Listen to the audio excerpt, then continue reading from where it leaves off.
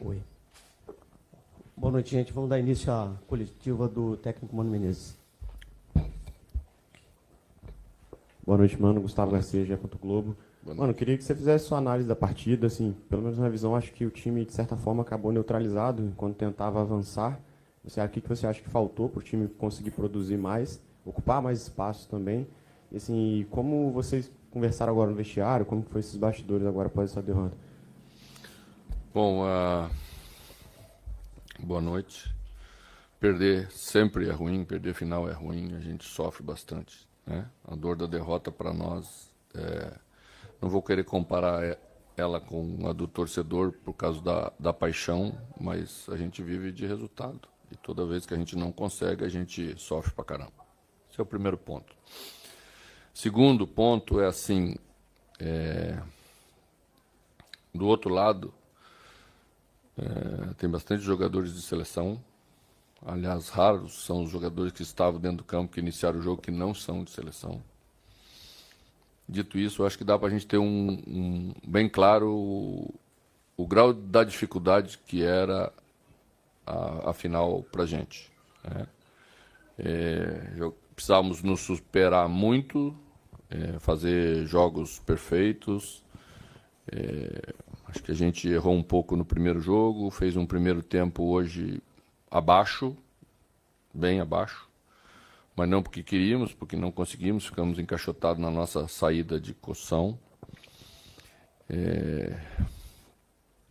Podíamos ter feito melhor, podíamos, tanto que no segundo tempo fizemos melhor. Mas não foi o suficiente para reverter uma vantagem que o Flamengo construiu no primeiro jogo e com méritos conseguiu conquistar o título do Campeonato Carioca de 2025. A gente fez o máximo que a gente podia até agora. Acho que diminuímos a diferença em relação ao adversário durante a competição, mas ainda temos uma diferença e que a partir da entrega dos jogadores, a partir do que eles fizeram em termos de tentar de todas as maneiras resolver os problemas, a partir daí, acho que se estabelece um alicerce importante para a gente crescer. Eu acho que esse time tem um potencial de crescimento bastante grande.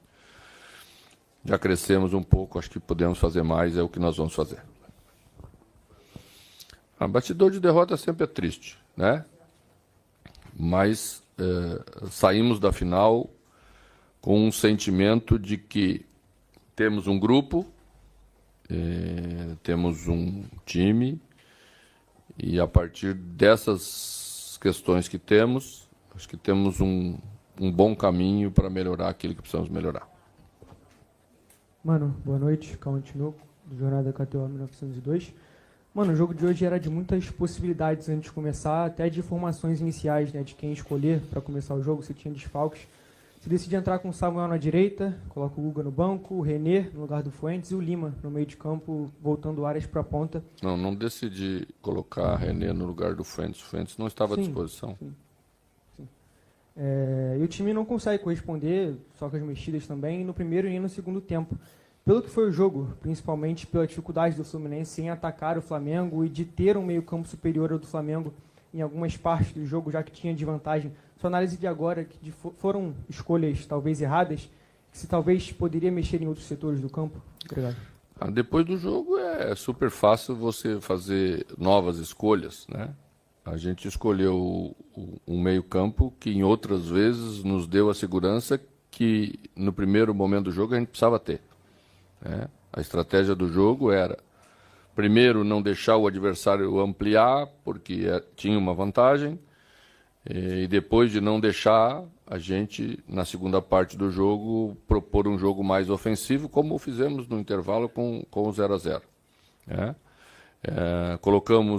Tentamos tirar áreas do meio campo, tentamos dar um pouco mais de liberdade para ele, para sair da marcação sempre bastante dura dos volantes do Flamengo. Achei que ele foi a única válvula de saída do primeiro tempo, porque pegou a bola lá atrás e era capaz de transportar a bola para frente, porque a gente não teve competência para fazer uma saída melhor e consequentemente, criar. Segundo tempo a gente voltou, era já a ideia de colocar a Riquelme, porque a gente acha tudo aquilo que eu já falei outras vezes, coerentemente já falei outras vezes, então não estou falando em cima de um resultado, que a entrada na segunda parte do jogo é melhor para ele, para se estabelecer uma igualdade nessa defasagem que ele tem, por ser um menino de 17 anos, contra jogadores formados de 25, 28, 30. Então tá. Também tiramos um volante, porque Otávio estava com cartão amarelo. Colocamos Hércules, achei que Hércules conseguiu transportar a bola melhor por sua característica, por suas valências físicas. Acho que Arias conseguiu participar do jogo mais na segunda parte, mas o jogo continuou difícil. Toda vez que nós erramos ou demos uma chance que não estávamos bem organizados, o Flamengo nos atacava. Então, foi isso que a gente escolheu fazer, foi isso que a gente pôde fazer nessa hora. E não tenho nenhuma ressalva para fazer diferente se o jogo fosse amanhã. Mano, aqui Yuri Duque do BTB Esportes. A minha pergunta engloba um pouco duas coisas que você já falou ainda há pouco. Primeiro do Riquelme e também queria que você falasse um pouco do John Arias. A minha pergunta sobre o Riquelme é que em um determinado jogo do Campeonato Carioca você fala justamente sobre essas valências do jogador. E hoje ele enfrenta um lateral esquerdo, tem uma carreira gigantesca que é o Alexandre. No meu ver, ele teve muita dificuldade dentro dessa parte do campo, até mesmo para conseguir desenvolver jogadas individuais. E eu queria que você falasse um pouco em relação a essa dependência do John Arias hoje no meio de campo do Fluminense. Ele foi a principal válvula de criação de ataques do tricolor e às vezes ele se encontra muito bem marcado. Teria alguma maneira de pensar em algum outro estilo de jogo para tentar dar mais liberdade ao Arias, até mesmo englobando o Riquelme, que é um jogador que pode jogar também nessa posição, né? Um pela ponta e outro pelo meio, enfim. Obrigado. Quando nós entendermos que do lado de lá vai ter uma equipe um pouco mais equilibrada com a nossa, a gente pode fazer várias questões de variantes. Quando a gente acha, analisando, porque você tem que analisar o jogo antes de fazer, você entende que do lado de lá tem muita qualidade, que você tem que neutralizar ela também, às vezes as escolhas iniciais serão outras, né? Eu acho que é unânime a opinião dentro do Fluminense e de vocês que viram as primeiras amostragens sobre Riquelme. É a nossa também, né?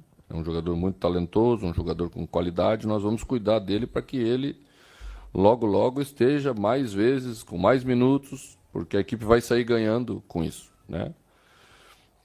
Nós nos ressentimos bastante de um meia mais maduro para ajudar Arias a fazer isso que você disse que ele quase que individualmente tentou fazer, né? Todos sabemos que tínhamos uma outra condição. Essa condição no início da temporada ela foi dificultada pela questão do Ganso. Fomos buscar um meia que se aproximasse dele para ter esse jogador. A partir de agora teremos ele à disposição, que é Lescano, né? E vamos indo construindo a equipe para que ela tenha a sua versão, né? Primeiro de ideia clara e depois com os jogadores que temos aí de qualidade para executá-la. Boa noite, mano. Wilson, da Central Fluminense. Queria uma avaliação sua sobre o meio de campo do Fluminense hoje, que entrou com Otávio, Martinelli e Lima. Na minha opinião, fizeram uma partida abaixo. O Otávio e o Lima acabaram tomando amarelo, saíram no intervalo. Como você mesmo disse, o meio-campo encaixotado, com dificuldade para saída de bola e dificuldade de criação de jogadas. O Fluminense entrou em campo sabendo que só seria campeão se vencesse e quem levou mais perigo ao gol foi o Flamengo. Como que você avalia a atuação do seu meio de campo hoje? Eu não acho que nós tivemos encaixotado no meio-campo. Eu acho que nós tivemos encaixotado na primeira etapa de construção da equipe. O Flamengo estabelece gatilhos de pressão, quase como todas as equipes no mundo, tirando poucas exceções. E nós ajudamos para que esse gatilho de pressão obtivesse sucesso. Nós rodamos a bola lateralmente e era exatamente o gatilho que eles tinham quando a bola chegava num determinado lugar, que vou me poupar para não expor ninguém. Ali sempre tivemos dificuldades. A partir daí, você não consegue fazer a bola chegar no meio-campo com qualidade. Aí é consequência. Segunda parte do jogo, a gente já fez melhor de trás mesmo, né? E ao fazer melhor de trás, você consegue fazer com que a bola chegue no meio-campo quando a marcação ainda não chegou. É quando o meio-campo começa a jogar e consegue transpor essa marcação muito boa que o adversário fazia. Último aqui para encerrar, mano. Boa noite, mano. Boa noite. Boa noite a todos. Cícero Mel, da ESPN, dos canais Disney. São duas colocações, já que estamos encerrando. A primeira, com essa dificuldade toda que foi falada, a entrevista inteira do Fluminense chegar a criar oportunidade de gols, eu imaginei que quando você colocou o Everaldo, o Fluminense ia alçar bolas na área, mesmo que de trás, o ideal é do fundo, mas mesmo de trás, eu imaginava que o Fluminense ia alçar bolas para a área para ver o que acontece. Uma bola dessa, Everaldo, e alguém que vem de trás consegue uma cabeçada. Mas poucas vezes o Everaldo teve oportunidade de tentar uma das bolas aéreas, que é um dos fortes dele. Por que você acha que o Fluminense, naquele desespero final, não tentou explorar essa jogada? E a outra que eu queria é o seguinte, você falou aí do Ganso, do Lescano, ainda tem o Lavega, que ainda não estreou. Você acha que com esses 3 jogadores, o Fluminense está bem para iniciar o Campeonato Brasileiro ou ainda vai precisar de alguma posição que você vê carente aí no time de reforços?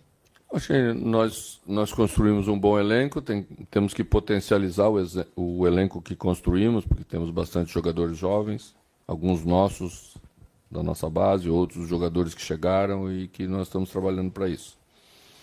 Acho que temos um caminho, estabelecemos esse caminho, vamos seguir. Acho que no futebol você nunca fecha nada, né? Você tem que estar sempre atento e continuaremos atentos como sempre tivemos. Mas temos uma condição boa de evolução nesse elenco, acredito eu. Segunda parte, Cícero, a gente alçou bola na área para disputa. Faltou um pouquinho de juntar mais os jogadores de extremo para você ganhar a segunda bola, né? Quando fizemos isso, a bola ficou aí, ela começa a ficar aí. É um jogador que dá isso para a gente quando a gente está encontrando dificuldade, às vezes, de construir mais limpo, porque o adversário não deixa. Quando nós fomos buscá-lo, era exatamente isso que a gente pensou, complementar, né? Ainda não conseguimos fazer os dois juntos, porque hoje seria quase impossível fazer com esse meio campo do Flamengo. Nós iríamos colocar 2 jogadores lá, a bola não ia chegar, né? E ainda correríamos um risco muito grande de perder e não fazer gols para ganhar. Mas em outros momentos podemos fazê-lo. Mas eu acho que o importante é a entrega que os jogadores tiveram. A derrota é ruim sempre, mas tivemos uma derrota com a dignidade de um time que procurou se superar, tentar igualar com dedicação contra um adversário que está num nível melhor do que a gente, e a gente tem que reconhecer isso e não aceitar as coisas. Eles são a referência, atrás deles que a gente tem que ir, e os 2 jogos das finais nos dão uma amostragem bem clara do quanto que a gente tem que evoluir para chegar lá. Ok, mano, obrigado. Boa noite, senhores. Boa noite, gente.